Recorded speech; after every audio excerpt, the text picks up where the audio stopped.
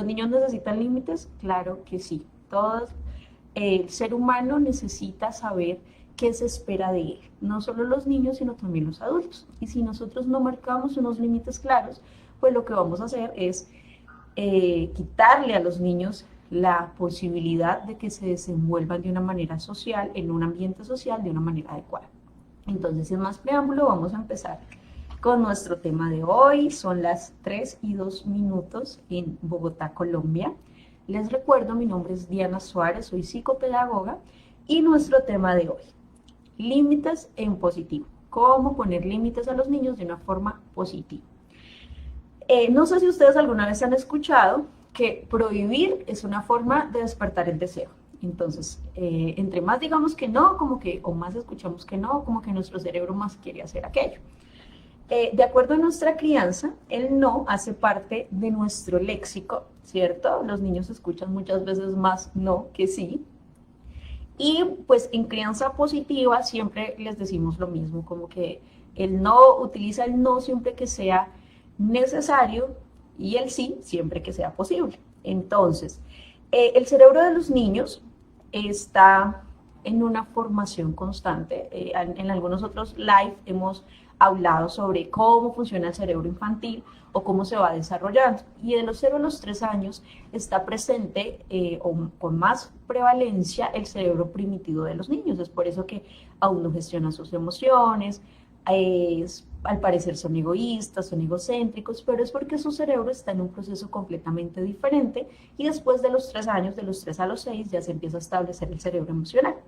Entonces, para el cerebro infantil es difícil poder decodificar la negación, y más cuando nosotros le decimos que no haga algo. Entonces, vamos a hacer una prueba, como yo decirles a ustedes en este momento, no se imaginen en la playa. ¿Qué es lo primero que aparece en su mente? Precisamente lo que les estoy diciendo. O no se imaginen una nube rosada. Entonces, inmediatamente, nuestra mente lo que hace es recrear eso que acabo de decir. Entonces, la negación no solamente es difícil para los niños, sino aún para nosotros los adultos. Entonces, lo primero que tenemos que saber es que debe existir un equilibrio entre libertad y límites. Cuando la disciplina, siempre hablamos del término disciplina porque es como lo llamaba María Montessori, ¿sí? Digamos que ya hay algunas corrientes que hablan como que no utilizar la palabra disciplina, que le suena un poquito a lo militar, al autoritarismo, pero realmente la disciplina positiva fue el término correcto que utilizó María Montessori.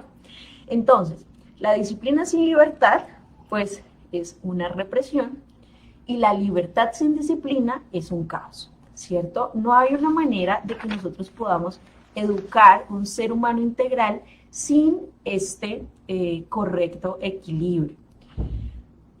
María Montessori decía, la libertad y disciplina son dos caras de la misma moneda. No puedes tener una sin la otra. Entonces, hay diferentes modos de educar. Hoy quiero que hablemos un poquito de precisamente de esos diferentes métodos que hay de crianza, de acuerdo pues a los contextos sociales en los que haya crecido, porque definitivamente la crianza que nosotros le damos a nuestros pequeños muchas veces está condicionada por la forma como nos criaron a nosotros. Entonces nuestro cerebro sabe que hay cosas que no debemos hacer o que nos prometemos no hacerlo, pero cuando estamos bajo presión, lo que hace es tomar mano o echar mano de aquello que tiene allí en su inconsciente. Entonces terminamos gritando, terminamos lastimando, terminamos amenazando, por más que queramos no hacerlo. Entonces, hay diferentes modos de educar y vamos a hablar de 3 de ellos. El primero es la permisividad, que tiene que ver con cuando el papá o la mamá o el educador, porque eso también aplica para aquellos docentes y maestros, da al niño una libertad incontrolada, sin límites, sin normas, sin consecuencias, incluso sin actuar frente a estas conductas irrespetuosas del niño o estas conductas de pronto como irresponsables. Entonces, cuando no le decimos al niño hasta dónde debe ir, cuál es su límite, pues simplemente el niño no lo va a saber y va a creer que en su entorno las cosas funcionan de esa manera. Entonces, si los padres no ponen esos límites en los niños, pues simplemente estos niños no van a aprender a actuar, ni siquiera a poner límites con ellos mismos. Por ejemplo, pensemos en el caso de la mamita que está allí como de pronto el niño portándose mal en el supermercado, haciendo pataleta, tumbando todo, y la mamá pues ya se va al otro extremo, no hagas eso, tranquilízate, pero no actúa frente a la conducta del niño. Y en este caso no podemos decir que el culpable es el niño, sino definitivamente pues quienes tienen que hacerse responsables de su niño pues son los padres, tutores o los maestros cuando estamos hablando sobre todo de primera infancia. Entonces, la primera conducta, ¿cuál es? La permisividad, el primer tipo de paternidad. Los papás que son permisivos. El segundo del que vamos a hablar, que no es menos nocivo, es el autoritarismo. Entonces, padres autoritarios. Y estos papás o estos maestros o estas mamitas se imponen sobre el niño para hacer valer su autoridad sin importar las razones. Entonces, es común que los padres autoritarios normalmente no establezcan límites por el bienestar del niño, porque esto está bien para él, sino porque yo quiero, porque así se hace, porque yo lo digo, porque simplemente, generalmente es por mi comodidad o por demostrar que yo tengo la razón. Los padres autoritarios generalmente olvidan que sus hijos tienen emociones, tienen sentimientos, tienen derecho a estar enojados y pues se imponen por ellos y no les permiten desarrollarse de una forma adecuada. La principal idea del padre autoritario es la sumisión del niño. Y muchas veces creemos que un niño obediente es un niño que no se queja, un niño que no dice nada, un niño que dice a todo que sí. Y definitivamente esto lejos tiene que ver de la obediencia, tiene más que ver con la sumisión. Y si yo no le doy las herramientas para que diga en casa, no me gusta, no quiero, y poder dialogar con él, pues simplemente va a ir a un mundo donde no saber cómo decir, no va a poder saber decir no. Y esto es realmente grave.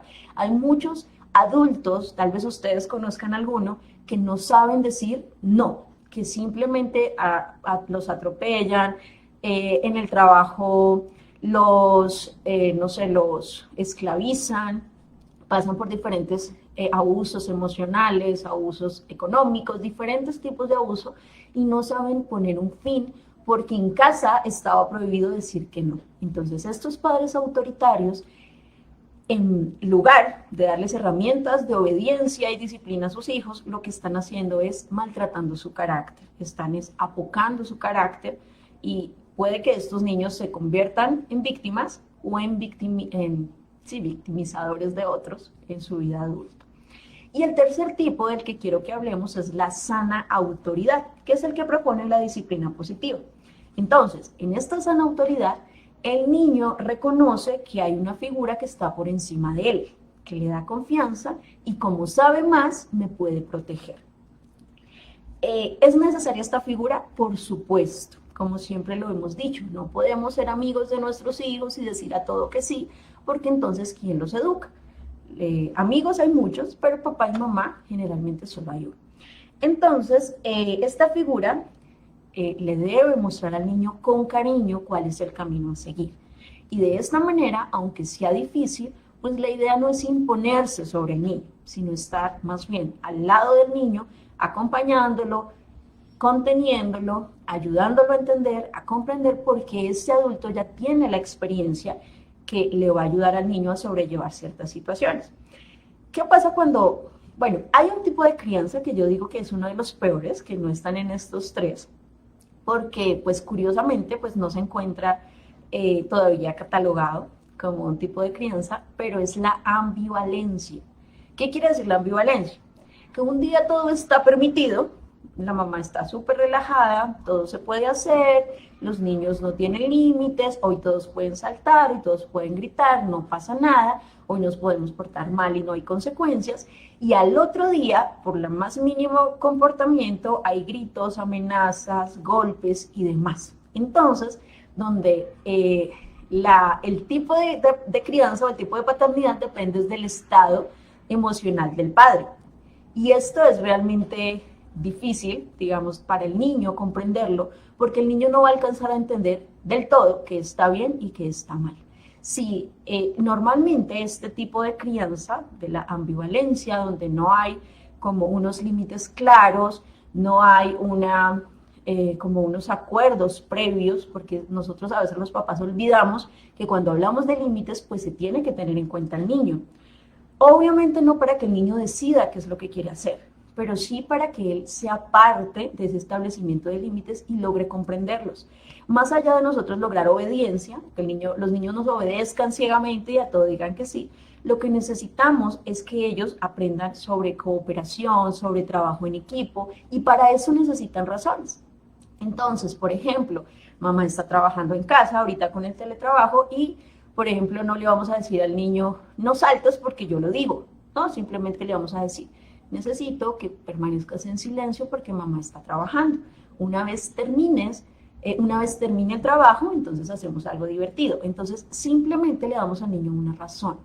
Es importante nosotros empezar a entender que no se trata de poner todo como en una democracia y decidamos qué es lo mejor, pero sí, porque finalmente quien tiene la experiencia sobre el bienestar del niño es el padre. Pero sí es importante que los tengamos en cuenta porque finalmente se trata de su vida. Y eso siempre va a empezar a dejar huella en cómo tomar las decisiones de aquí en adelante. Entonces, si quiero que mi hijo, cuando sea adolescente, me explique por qué tuvo las actitudes que tuvo o qué le molesta de mi actitud o cómo solucionar una situación en particular, con el diálogo, pues debo empezar a inculcarlo desde que son muy pequeñitos. Entonces, quiero hablarles un poquito sobre el equilibrio entre libertad y límites. Es muy importante que entendamos que tenemos que poner todo en una balanza. Entonces, los niños son niños, necesitan desarrollarse libremente, pero eso no quiere decir que vayan por allá atropellando a todo el mundo, incluso pasando por encima de papá y mamá, porque papá y mamá son sus primeros referentes de cómo comportarme con el otro. Claro, la relación entre papá y mamá o quienes vivan en casa, digamos como entre los adultos, entre ellos mismos, pues también le está dando luces al niño de cómo debe comportarse, pero también es cierto que cómo lo tratan a él le muestra que está permitido en una relación de afecto. Si al niño lo tratamos solamente con gritos, pues él no se nos haga raro que cuando él esté enojado nos grite. Si al niño lo tratamos solamente, digamos, con insultos, con amenazas, lo controlamos con golpes, pues nada de raro que cuando el niño se enfrente a una situación de estrés, pues termine allí golpeando con quien no se puede poner de acuerdo. Entonces, lo primero que quiero que hablemos son sobre los 3 tipos de límites que plantea la filosofía Montessori. Súper importante. Todos tenemos que estar de acuerdo hasta este momento que los límites son necesarios, que le dan seguridad al niño, que deben ser pocos, pero muy claros. ¿Listo? Entonces, no ponemos límites simplemente para tener niños obedientes o para que nosotros estemos tranquilos, sino porque ellos los necesitan. Los niños necesitan saber hasta dónde ir. Eso les muestra al mundo como un lugar seguro. Y cuando papá y mamá son firmes y le dicen al niño no, y no es no, hablando de cuando algo, digamos, como va a atentar contra su bienestar y papá y mamá dicen no y se mantienen firmes en esa posición, pues el niño se da cuenta de que papá y mamá son personas en las que puede confiar. ¿Qué ocurre cuando hay un adulto demasiado flexible con el niño o que dice no y cuando el niño hace pataleta, llora, amenaza, reta? Entonces el adulto dice, bueno, está bien, entonces ahora sí. Entonces, obviamente hay cosas que podemos negociar, pero hay otras que definitivamente no son negociables, como por ejemplo la falta de respeto, como por ejemplo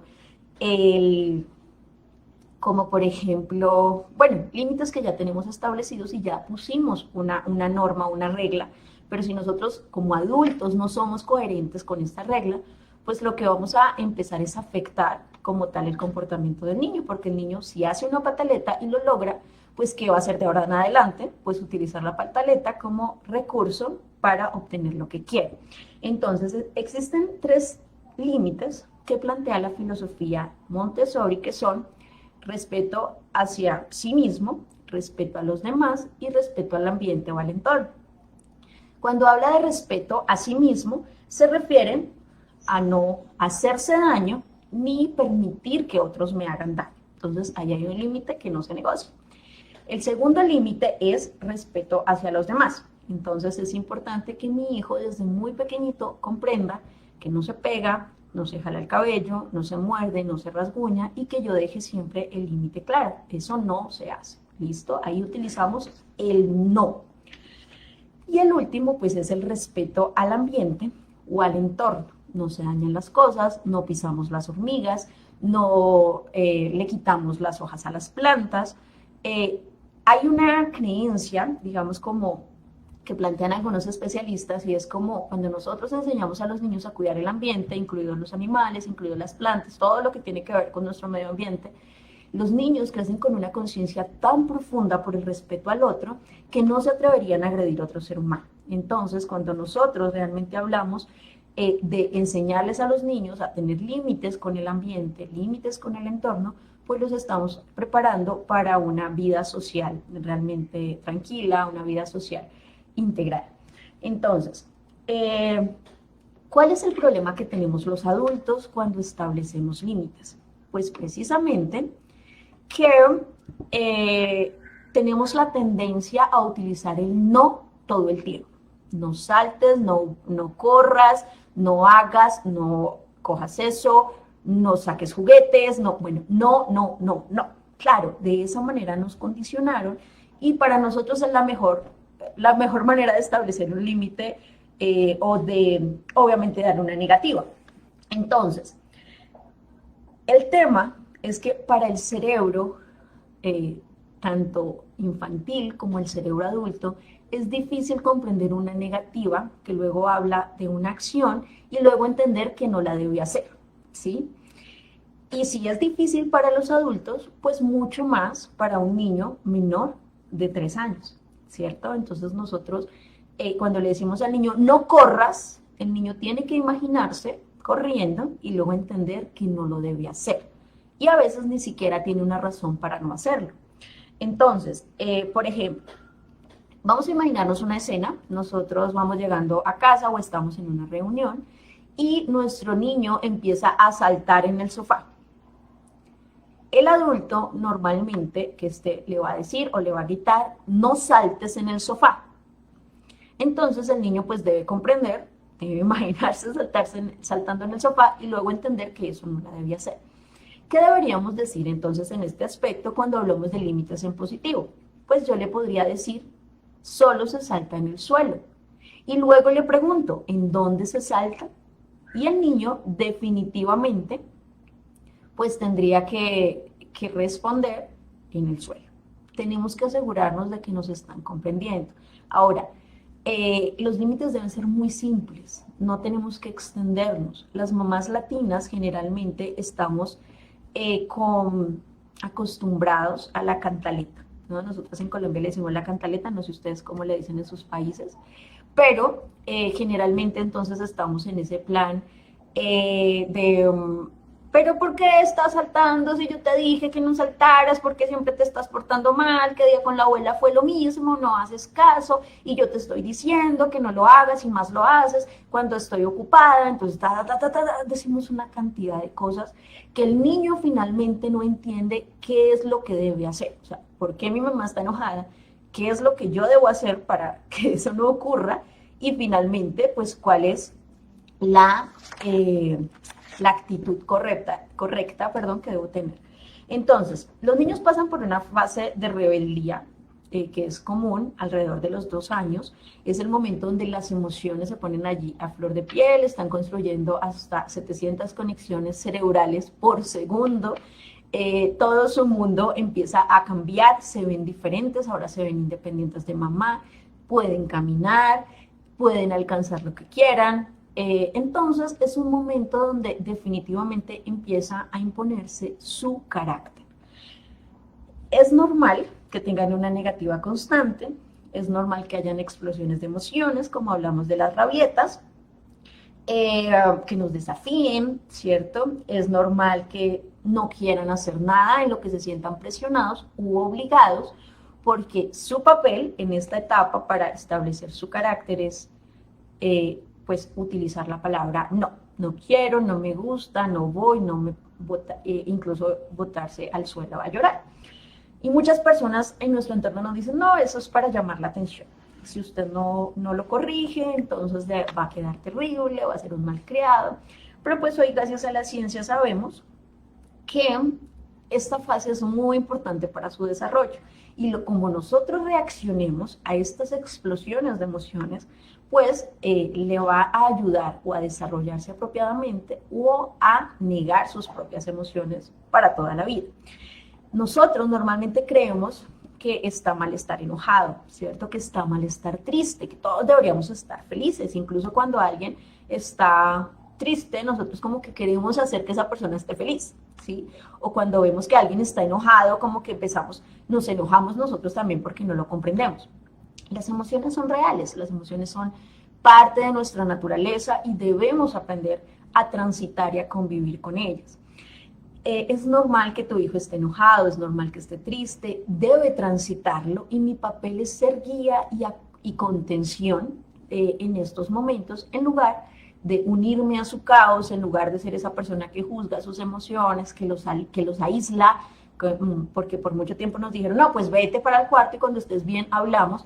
Y hoy sabemos que lo único que aprendemos con esas situaciones es que está mal estar enojado. Entonces, cuando yo estoy enojado, siendo adulto, ¿qué hago? Pues no digo nada, me calmo, no, digamos como que estoy suprimiendo o reprimiendo todas esas emociones, porque si estoy enojado, el otro se va a afectar.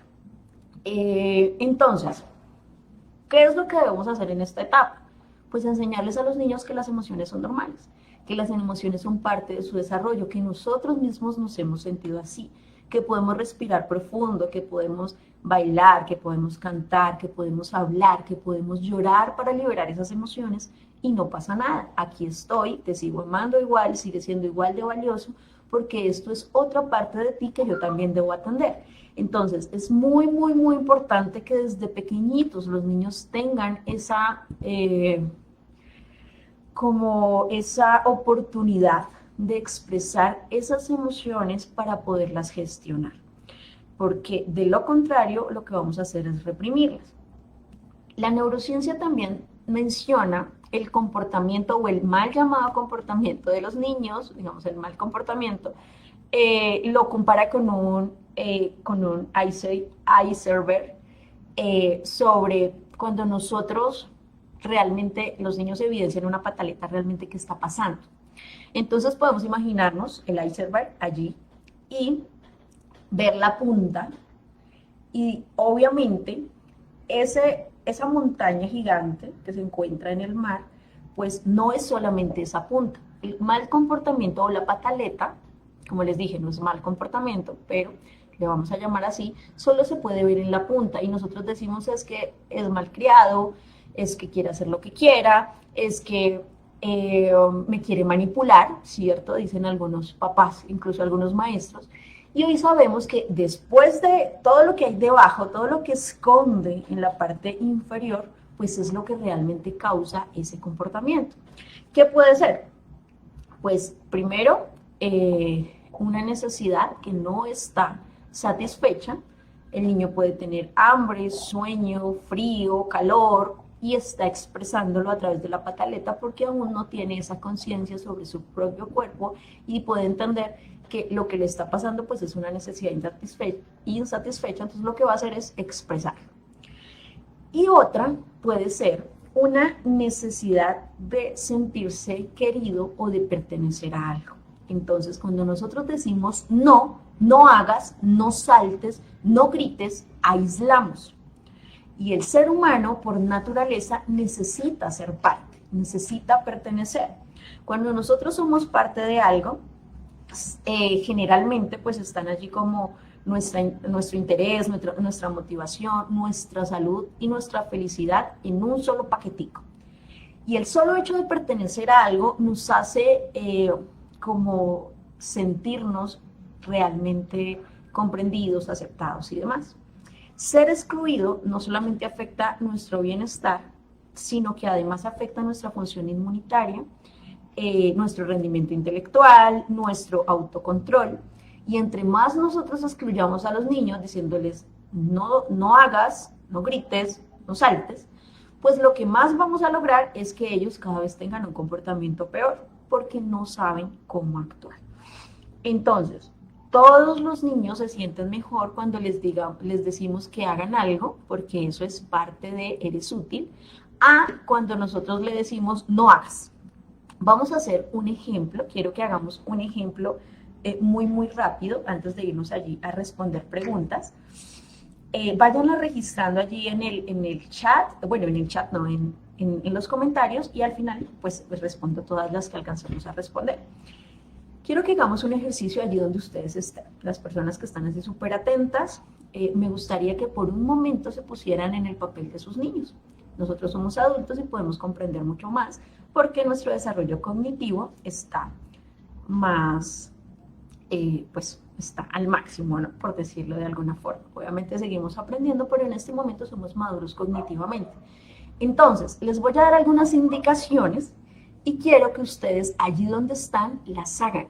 Si no las pueden hacer hoy, apréndanse por lo menos 4 y practíquenlas en pareja o practíquenlas con otro adulto. Esto es lo que vamos a hacer. Yo lo primero que les voy a decir es, les voy a dar indicaciones para que ustedes hagan algo con su cuerpo. Lo primero es, no te sientes.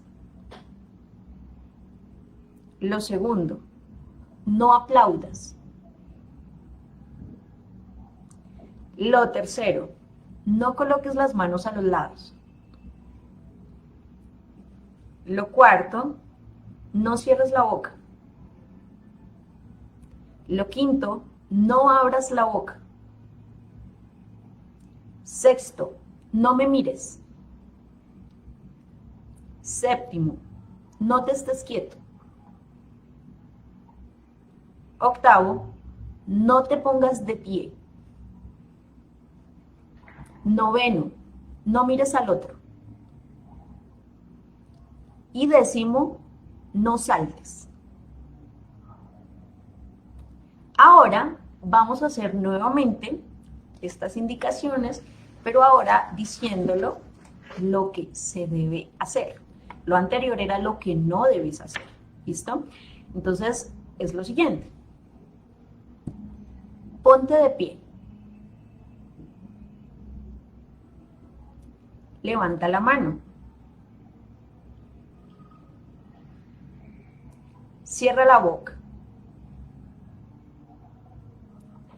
Mira a otra persona. Abre la boca. Y la última, aplaude. Entonces, quiero que piensen por un momento cuál es la conclusión. Cuando nos dicen lo que no debemos hacer, eso nos genera estrés, nos genera torpeza, nos genera incomprensión. No sabemos qué hacer cuando nos dicen no pongas los brazos a los lados. Y así de complejo es para los niños a nivel cerebral decodificar lo que realmente queremos que hagan. La propuesta es que día a día tratemos de colocar estos mismos límites, pero en positivo, con el fin de que el niño sepa qué hacer, ¿sí? En vez de decir no corras, entonces yo le voy a decir camina despacio. En vez de decir no golpees, vamos a hacer otra cosa. Por ejemplo, vamos a imaginar que yo tengo que entrar a la cocina y para mi hijo está prohibido entrar a la cocina porque es peligroso, yo tengo que cocinar. Entonces, en vez de decirle no entres a la cocina, le voy a dar una alternativa de qué sí puede hacer en ese momento. Entonces, a veces nosotros como adultos asumimos que estamos protegiendo a los niños, porque realmente generalmente los límites es para protegerlos, pero no lo estamos haciendo de la manera adecuada, porque los niños quedan sin herramientas, luego viene la frustración, aparece la pataleta por sentirme incomprendido, por no saber lo que esperan de mí y porque definitivamente cuando no hay paciencia, comprensión y un lenguaje sencillo y claro de entender, pues es muy difícil ser niño. Lo ideal es que podamos empezar día a día a eliminar ese no automático. ¿Está mal decirle no a los niños? Claro que no, sí, valga la redundancia. Nosotros debemos utilizar el no siempre que es necesario. Si mi hijo me está golpeando, ¿qué digo? No, eso no se hace, no se pega. ¿Sí? Y tiene que generar una alerta en el cerebro del niño cada vez que escucha la palabra no. Pero cuando nosotros lo usamos todo el tiempo para todo, pues lo que va a hacer es que él pierde como importancia o relevancia en el cerebro del niño, porque si todo es no, entonces aquí nada es importante, ¿cierto? Nada hay que tener en cuenta. Entonces, la invitación es a que podamos empezar a educar en positivo. María Montessori decía, es la mejor manera de sacar el potencial de los niños. No se trata de que los niños hagan lo que quieran, los límites son importantes, los límites le ayudan al niño a comprender el mundo, a comprender su entorno y a desarrollarse socialmente de una manera adecuada. Si los niños no tienen límites en casa, pues simplemente van a empezar o se van a perder la oportunidad de enfrentarse a la frustración, de enfrentarse al miedo, de enfrentarse a las barreras en casa, donde realmente se puede preparar para poder saber qué hacer. Yo siempre les he dicho en algunos otros talleres, bueno, siempre no, algunas veces les he dicho que si yo no le digo a mi hijo que no, nunca, si yo no le pongo límites claros y no le explico, lo que va a pensar mi hijo es que tiene derecho a todo en el mundo. Y si alguien le llega a decir que no, pues él no va a saber qué hacer con esa frustración en su vida pues adulta o cuando es joven o cuando es adolescente, porque no todo lo puede tener. Se puede enamorar de una niña o de un niño y este niño simplemente no estar interesado en mi hijo o en mi hija y no es culpa de nadie. Y él tiene que atravesar por esa frustración y tiene que tener las bases desde que es un niño. Yo no puedo esperar a que sea adulto para que encuentre las barreras en el mundo que no va a saber cómo manejar, va a tomar malas decisiones, va a terminar agrediendo, va a terminar agrediéndose a sí mismo por no tener las bases emocionales necesarias para poder manejar esa frustración. Entonces, no decirle que no a los niños no está mal. Realmente pues muchas veces tenemos que decir que no, es muy común que a veces perdamos el control, que a veces no sepamos qué hacer, ¿cierto? Que hay veces que empecemos a gritar. Es importante identificarlo, es importante pedir perdón siempre que sea necesario, porque nuestros hijos aprenden, sí, de nuestra disciplina, pero también aprenden de nuestro ejemplo. Entonces es importante yo decirle a mi hijo, oye, me equivoqué, no debí gritarte, no debí decirte esto, los papás también nos equivocamos, no fue tu culpa, realmente yo perdí el control, porque muchas veces si ustedes se enfocan o si piensan por un momento en el día a día con sus hijos, el comportamiento de los niños no siempre, o sea, no siempre nosotros castigamos a los niños porque tengan un mal comportamiento, sino a veces son nuestras emociones las que no están en orden. Entonces terminamos explotando con ellos por lo más mínimo, porque finalmente ellos siguen siendo niños, siguen siendo ruidosos, inquietos, siguen siendo bullosos, o sea, es parte de su esencia, pero hay días que nosotros tenemos menos tolerancia y no está mal, es normal. Lo que importa realmente es poder tomar día a día, pues esta como el hábito, poder desarrollar el hábito de tratar de ser mejor cada día, o sea, de poder decir cada día como, bueno, voy a intentarlo nuevamente, hoy voy a tratar de no gritar, hoy voy a tratar de no decir no a todo, ¿cierto? Acuérdense siempre, no siempre que sea necesario, pero sí siempre que sea posible. Démosles a los niños alternativas y seguramente van a tener una infancia más tranquila y nosotros una crianza que vamos a aprovechar mucho mejor. Entonces vamos a leer algunas preguntas para ir cerrando. Muchas gracias a todos los que se están conectando. Andrea Alejandra Vergara siempre está por allí pendiente de nuestros lives. Muchas gracias, Andrea. Bueno, Leslie por allí está invitando a su amiga. Jessie también está por allí invitando a una amiga. Y aquí nos dice, bueno, no sé cómo se lee tu nombre, pero voy a leer la pregunta. Dice, ahora con el teletrabajo, no sabe qué hacer, tiene 4 años, me demanda jugar con ella, también le digo que estoy trabajando, pero entiende, luego se le pasa, armar un mini gimnasio sería una opción, estoy pensando en empezar a hacer el gym en casa con ella. Entonces, bueno, tiene 4 años, ya hay más conciencia, digamos, un poquito de los límites a los 4 años. Mi recomendación es precisamente, bueno, una tablita de rutinas donde tú le delegues ciertas actividades en el día para que ella pueda ir mirar su tabla de rutinas y saber qué debía hacer. Por ejemplo, tú normalmente en las rutinas nosotros lo que hacemos es pegar imágenes, ya a los 4 años lo podemos hacer, entonces ponemos un cepillo de dientes, luego imágenes, estoy hablando, luego alguien peinándose, alguien desayunando, alguien, digamos, como tomando una siesta, bueno, digamos como diferentes actividades que ya tu hija haga normalmente en el día. Ya no es inventarnos cosas nuevas, sino lo que ella normalmente hace, pero establecer esa rutina. Tu hija ya sabe que debe ir revisando sus rutinas y colocándoles allí como un chulito de que ya las cumplió cada vez que complete las actividades. Puedes establecer dentro de estas rutinas un tiempo de juego con tu pequeño. Es importante sobre todo con los niños que no tienen hermanitos. Yo lo he notado mucho en esta cuarentena, todos estos tiempos donde todos hemos estado encerrados, en que los niños que tienen hermanitos, pues definitivamente pues, se distraen con ellos, juegan, así peleen, pero están allí acompañándose todo el tiempo. Pero ha sido una verdadera tragedia para los niños que pues iban al jardín y ya no pueden ir y pues solamente están con adultos en casa.